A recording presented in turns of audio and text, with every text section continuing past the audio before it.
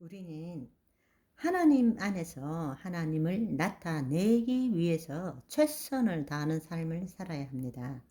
하나님으로부터 얻어내기 위한 최선의 삶이 아니라 하나님을 나타내기 위한 최선의 삶을 살아야 한다는 것입니다.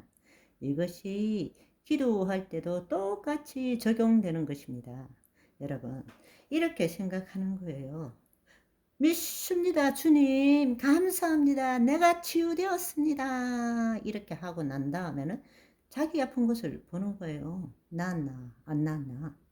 여기에 사고방식이 뭔가 하면 내가 믿습니다. 라는 믿음이라는 행위를 드렸다는 거예요. 그러니까 그 결과로 하나님이 나를 치료해 주셔야 된다라고 믿는 거예요.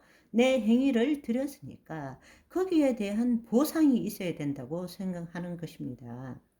그 자체가 잘못된 것입니다. 우리는 하나님 나라의 삶을 살고 있는데 우리가 행하는 것은 하나님의 말씀을 이루는 것이지, 내가 하나님 말씀을 믿었기 때문에 그 결과로 하나님께 뭘 받아내는 것이 아니라는 것을 알아야 한단 말입니다. 그런데 늘 대부분의 사람들이 속고 있는 것이 뭔가 하면, 기도 한번 열심히 믿고 기도하고 난 다음에 그 다음에 자기를 보는 거예요.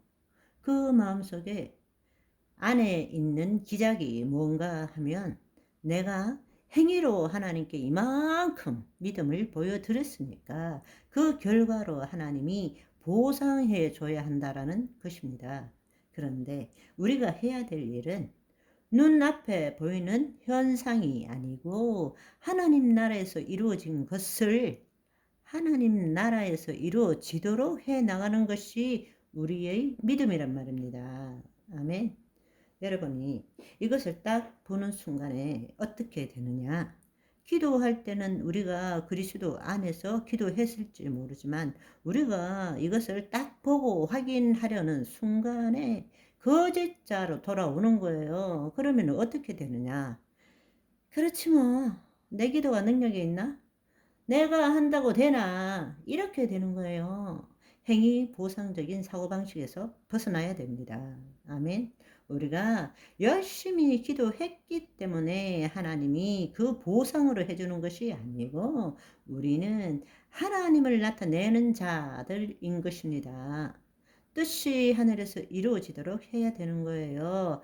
땅에서 이루어지게 하는 것은 하나님이십니다. 내가 드렸기 때문에 받아야 되는 것이 아니고 그 말씀대로 이루어진 것을 우리가 믿음의 눈으로 바라봐야 하는 거라고. 지금 기도했기 때문에 나을 것이다가 아니라는 것입니다. 그거는 행위 보상적인 사고방식에 빠져 있는 거예요. 우리는 하나님의 뜻을 이루는 자란 말입니다. 지속적으로. 그러니까 예를 들어 어떤 사람이 쩔뚝거린다 칩시다. 기도한 다음에 여전히 쩔뚝쩔뚝 거리면서도 할렐루야 다 닿았습니다. 아멘 감사합니다. 신나서 어쩔 줄 모르는 것입니다. 남들이 뭐라 그러든 간에 그 사람이 진짜인 것입니다. 그런데 수많은 사람들은 처음 말을 들으면 믿음이 생겨서 흥분해서 아멘 나았습니다 하다가 아직 그대로인 자기 모습을 보고는 실망하고 그럼 그렇지 이렇게 하고 고개를 숙이는 거예요. 하나님이 누구신지 어떤 분이신지 모르는 거예요. 여전히 이 거짓자의 사고방식에서 벗어나지 못하는 거예요. 지금 상황이 어떻든 간에 우리가 기도했다면 하나님이 그 기도한 그 순간에 역사하신 거예요. 그런데 우리가 마음이 돌변하는 순간에 하나님이 수갑 차시는 거예요. 아무것도 못 하시는 겁니다. 우리의 그 믿음 때문에. 행위 보상적 사고방식 때문에. 무슨 말인지 이해되시죠? 지금의 상황과 상관없이 이미 끝난 것이라는 것을 믿어야 되는 것입니다. 그리고 그분의 말씀을 이루는 자로 나아가야 되는 것입니다. 그것이 믿음입니다. 그렇습니다. 기도할 때는 그리스도 안에서, 기도한 후에는 거짓자로 돌아가지 마시기를 바랍니다. 그리고 우리는 늘 독립된, 하나님과 분리된 그 존재에, 거짓자의 존재는 자기가 주체가 되어서 모든 것을 판단하는 거예요. 모든 것을 판단한다는 것은 두 마음을 가진다는 것. 그것을 전문 용어로 이원성이라 그럽니다. 이원성 사고방식을 가지고 있는 거예요. 여러분, 한번 생각해 보십시오. 나 이러면 너, 여기, 저기, 위, 아래, 선, 악, 차고, 덮고, 모든 것을 우리는 두 가지로 생각합니다. 양, 싫어, 좋아, 기뻐, 슬퍼. 모든 것을 나누는 거예요. 우리 마음속에. 그러니까 거짓자가 주체가 된 그 사고방식은 모든 것을 이원성으로 보는 거예요. 그러니까 믿습니다 이러지만 뒷꼭대기에서는 뭡니까? 낫지도 않았는데 똑같은 것이 올라오는 거예요. 똑같은 것이. 그래서 주여 믿습니다 막 큰 소리로 외치는 사람일수록 뒤에서 의심이 세다라는 것을 아시면 됩니다.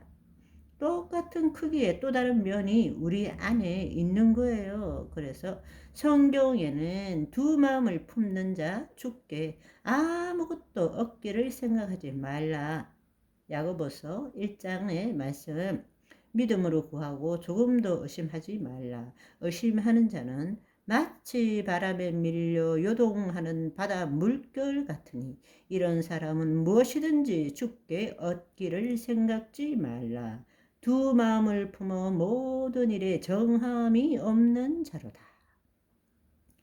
그리스도 안에가 아니라 자기 마음, 거짓 안에 있으면 두 마음을 품을 수밖에 없는 거예요. 내가 믿으려고 애쓰고 애쓰는 만큼 반대로 의심이 커지는 거예요. 의심이. 거기서 벗어나야 됩니다.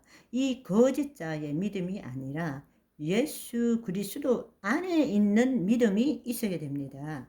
거기에는 이원성이 아니라 일원성입니다. 모든 것이 하나님 말씀밖에 없습니다.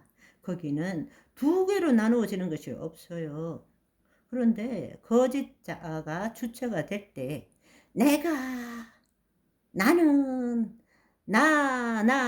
그럴 때 내가 생각하고 내가 느낄 때는 모든 것이 나누어지는 것입니다.